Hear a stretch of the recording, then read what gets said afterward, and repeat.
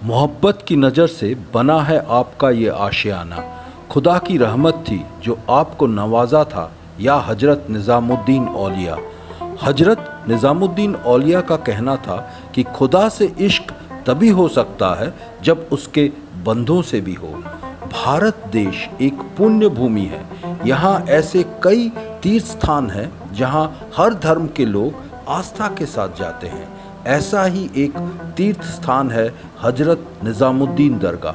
दक्षिण दिल्ली में स्थित हजरत निज़ामुद्दीन औलिया का मकबरा सूफी काल की एक पवित्र दरगाह है।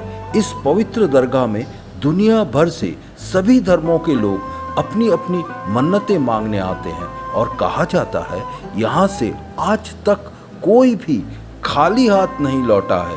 हजरत निज़ामुद्दीन औलिया चिश्ती संप्रदाय के चौथे संत थे। इस सूफी संत ने वैराग्य और सहनशीलता की मिसाल पेश की है। कहा जाता है 1303 में इनके कहने पर मुगल सेना ने हमला रोक दिया था। इस प्रकार ये सभी धर्मों के लोगों में लोकप्रिय बन गए। हजरत ख्वाजा निज़ामुद्दीन औलिया की मृत्यु 3 अप्रैल 1325 को हुई थी और उसी वर्ष उनके मकबरे का निर्माण आरंभ हो गया, किंतु इसका नवीनीकरण 1562 तक होता रहा। दक्षिण दिल्ली में हजरत निज़ामुद्दीन औलिया का मकबरा सूफियों के लिए ही नहीं, अन्य मजहब के लोगों के लिए भी एक पवित्र दरगाह है।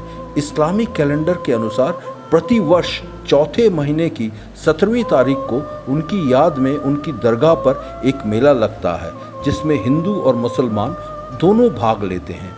संत होने के साथ साथ हजरत निज़ामुद्दीन औलिया एक उच्च कोटि के कवि भी थे। उनकी लिखी होली और फाग आज भी आम लोगों में जनप्रिय है। अमीर खुसरो हजरत निज़ामुद्दीन के सबसे प्रसिद्ध शिष्य थे, जिनका उर्दू शायर तथा उत्तर भारत में प्रचलित शास्त्रीय संगीत की एक विधा ख्याल के जनक के रूप में सम्मान किया जाता है। खुसरो का लाल पत्थर से बना मकबरा उनके गुरु के मकबरे के सामने ही स्थित है।